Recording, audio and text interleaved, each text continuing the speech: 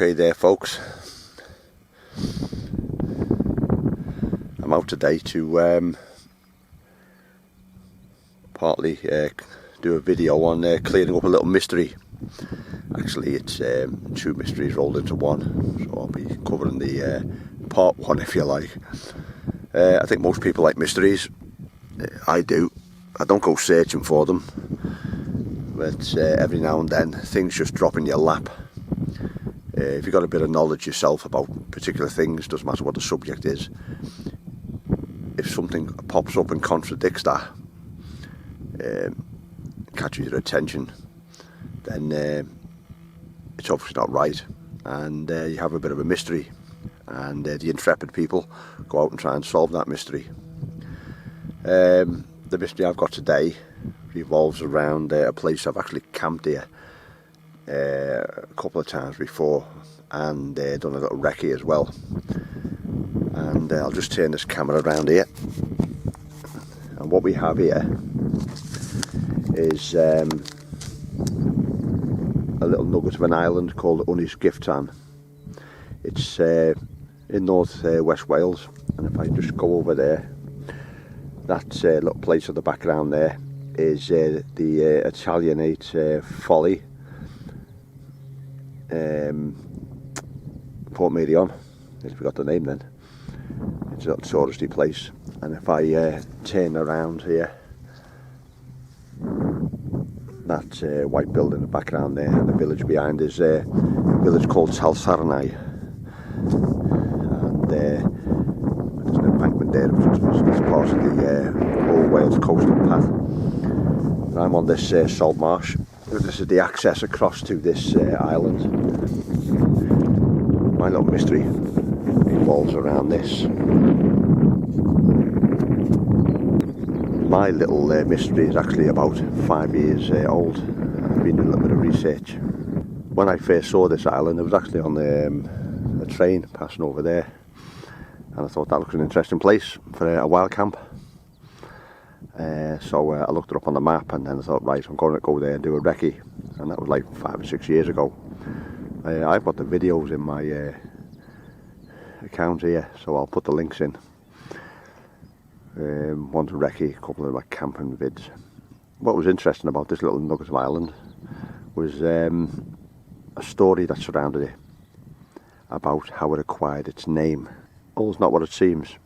Yeah, the name Gifftan is allegedly a construct from a combination of Queen Anne and the gifting of this land to the local estate, Glyn Estate, sometimes Glyn Estate, which is the seat of the current Lord Harlech. Lord Harlech's family over the years has seemingly done little to counter this myth about how this island got its name. So I'm going to demonstrate how this Ynys Gifftan had nothing to do with Queen Anne or any gifting, even if the island was actually gifted. And I'll take you through it. As I was saying, this is a tidal island, and the bit of salt marsh that I've just walked across is actually a public footpath to the island. And there's a couple of people over there, actually. They were ahead of me on this path. I think they're going to cut across to the left and access the mainland at another point. Let's see, the tide's out now. These gutters will soon start filling up with water once the tide comes in. But the tide, when it comes in, comes up this river, this little estuary. It's the estuary of the Afon Dwyrid, and that's an interesting name in its own right, simply because it actually means the river of the two fords, and this river has been used as a crossing since before Roman times. In fact, behind me at Talsarnau is the Sarn Helen. Sarn is a causeway, and like Sarnau and Talsarnau is plural, and that also reflects this idea of two ford crossings on the river, Saranai being the plural of Saran.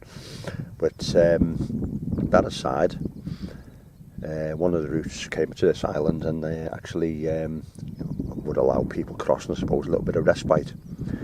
If you were to follow the river estuary upstream, it's like another 10 miles round just to get to the same point, for about a mile crossing. So it made sense to cross this little estuary when the tide was out. As you can see, it's a big chunk of land. It's about 18 acres really, and today it's called Ynys Gifftan. And people just listen to that name might logically assume it's that's the name of the island, and it's been around for hundreds and hundreds of years. However, there's a problem with that. As I say, when I first saw the island, I looked into it. When I started looking into the name of this island and getting a bit of information on the island, what I noticed that repeatedly, over and over again, repeated blindly by lots and lots of people, even the media, website owners, even estate agents, because that island's actually been involved in a couple of attempted leaseholds by the Lord Harlech, the current one, and his father. And what I noticed is that it was this claim that Gifftan was a corruption of Anne and the gifting of the island. And on the face of it, there's nothing wrong with that. But there is a problem. I happen to know that Queen Anne was on the throne from 1702 to 1714, short reign, 12 years. So if she gifted the island to the family, she could only have done that during her reign. And if the island is so named because of the gifting and Queen Anne, it couldn't have been called that before she was even born, before the reign took place. So my logical assumption was this island must be called something else. And because of my interest in Welsh and things like that, when I originally saw this word Gifftan, it looked Welsh, but it didn't actually mean anything. It didn't make any sense. And of course, this idea of Queen Anne and gifting, they're English words. And a nugget of land like this, there's absolutely no way that an island this size would not have had a Welsh name long before anyone might have even superimposed an English one on it. And that was the mystery. I thought, what was the name of this island before then? Because it's just blatantly impossible for Queen Anne and any gifting of the land she might have made to the local aristocracy to have anything but a name before it. So I started looking into that.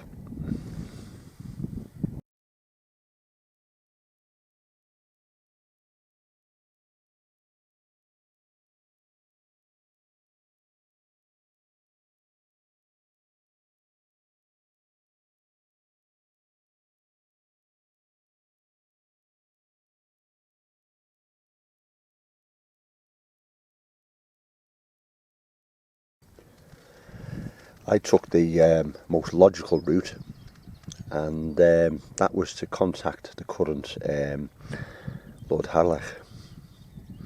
He's quite a young man actually, seems a decent sort of bloke, enterprising. His father was quite enterprising and all.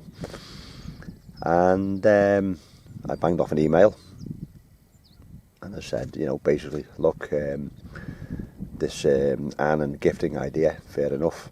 I said, but if anyone knows, you would. What's the island's name before that? Because it must have had a different name.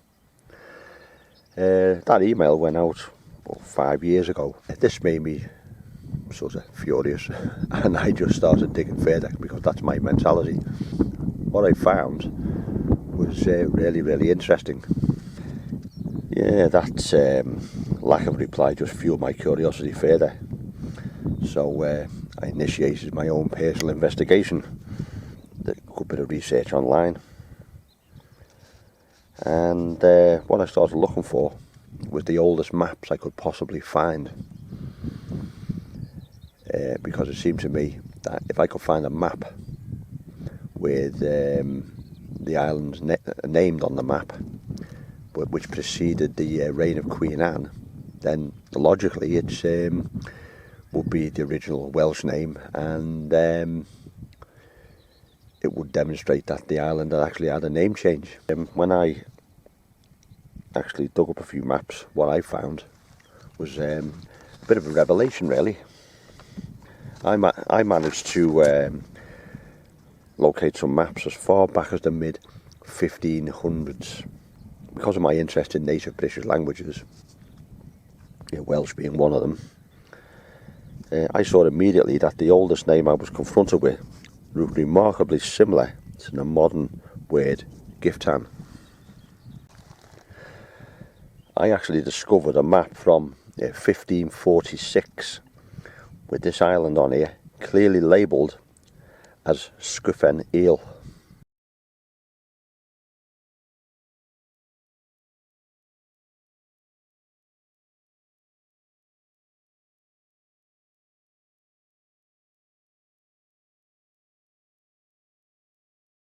Now, that's my pronunciation of Middle English.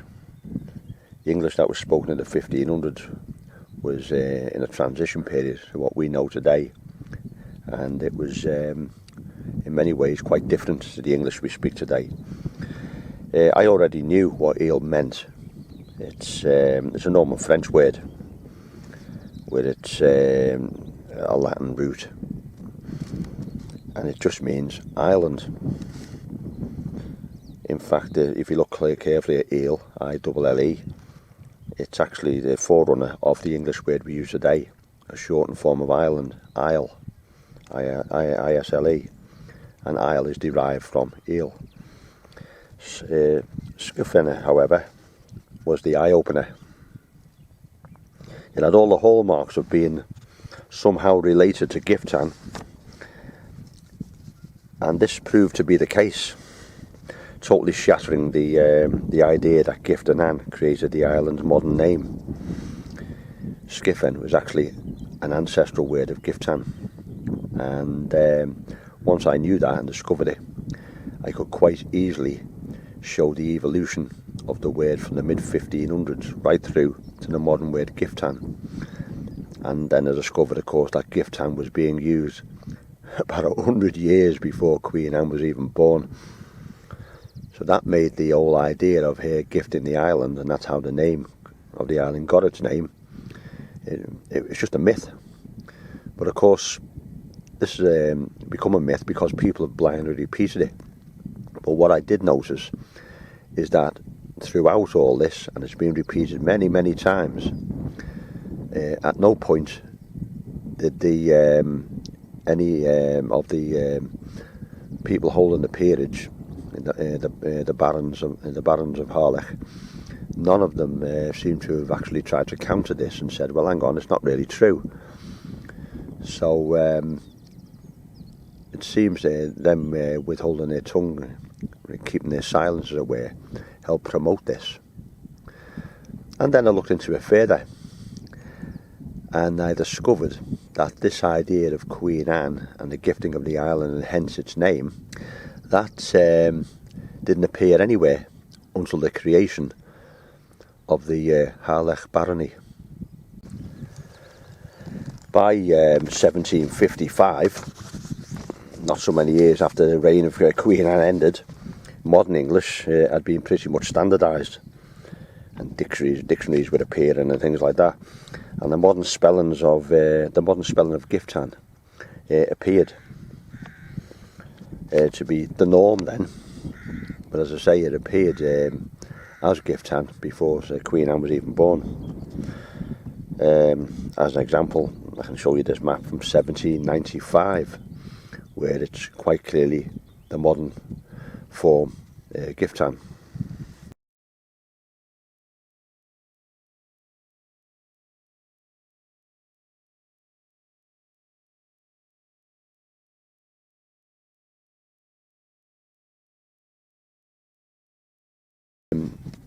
Ynys Gifftan it's a mystery of two halves, really, because the one I'm interested in at the moment, purpose of this vid is the word's ancestry. The second half of the mystery, if you like, and one which I haven't really resolved yet, is what Gifftan actually means. Because of course you'd have to go back to Gifftan in the mid 1500s, and that would have tell you what the island meant at that time. But that's proven to be very, very problematic at the moment. There's a goodly amount of literature online, on web pages, social media, discussing the meaning in English. Perhaps, I don't know, remarkably, even academics have failed to consider the etymology of Gifftan, the history of the word, its evolution, and if any have, they've still failed to notice that the an and gift claim must by definition therefore be bogus. The evolution of Gifftan to Gifftan is unquestionable, and that mystery, if we can call it part one perhaps, has been pretty much laid to rest.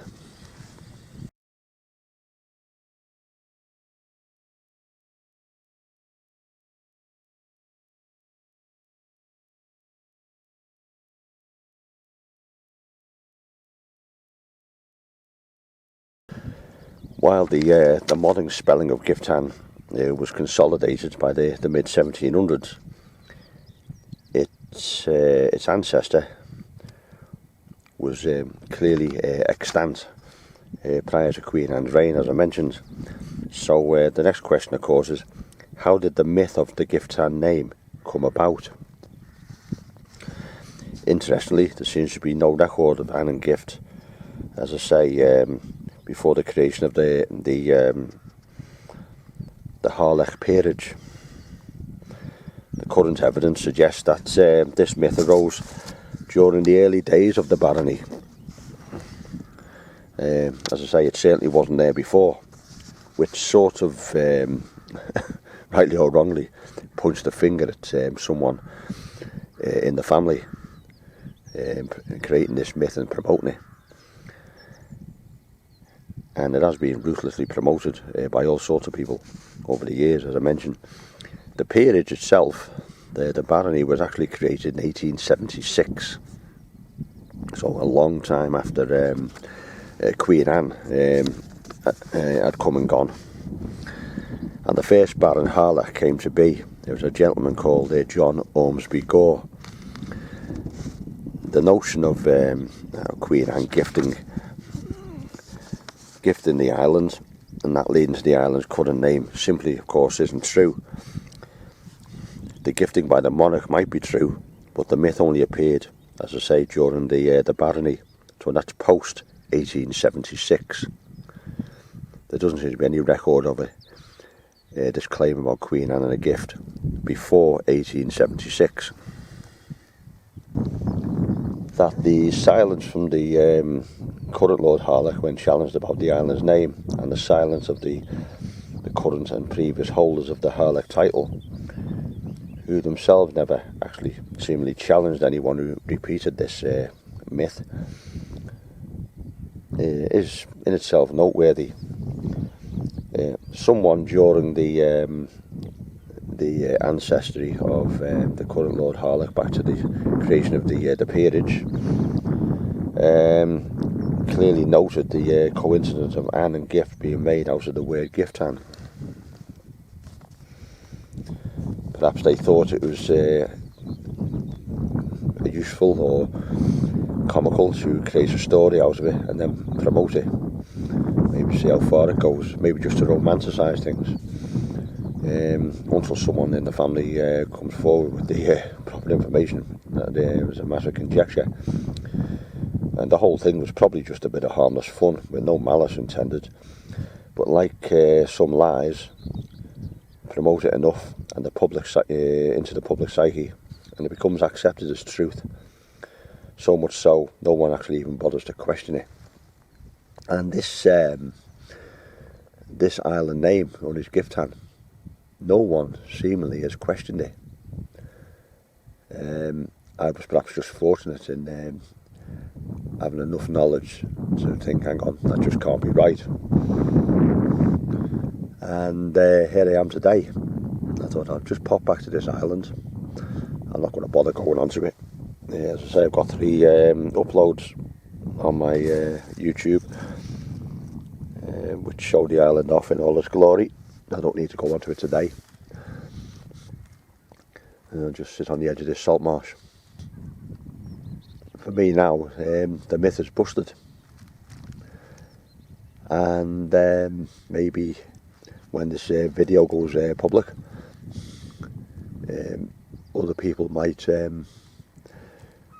with some knowledge, jump on board and leave some useful comments or clues. There's still chunks of things I'd like to know about this, and as I say, all the maps are quite damning. You only have to look at the evolution of the words from Gifftan right through to Gifftan today. Remarkable that really that even academics who've pondered what Gifftan might mean fail to notice this. Well, I say, if they did, maybe they just decided to keep their mouth shut. So here we are, ladies and gents, a little mystery solved, and we'll see where this goes now. But I'll do another video about what Gifftan actually means, or what it could mean, what I think it might mean. So I've researched the ancestry of the word. I've gone back to the mid-1500s with it. That doesn't actually tell you what it means in English, but it's something I'll work on. At the end of the day, I'll either succeed or I won't. Until the next time, folks, thanks for joining me. If you like this vid, please like it and maybe leave a comment, and I'd be really thrilled if you'd even subscribed. If you do, every subscription at the moment leads to a tree being planted. That might appeal to some. I do have an upload in my wildlife playlist explaining how that goes. So say, if you do subscribe, a tree will be planted. Thank you.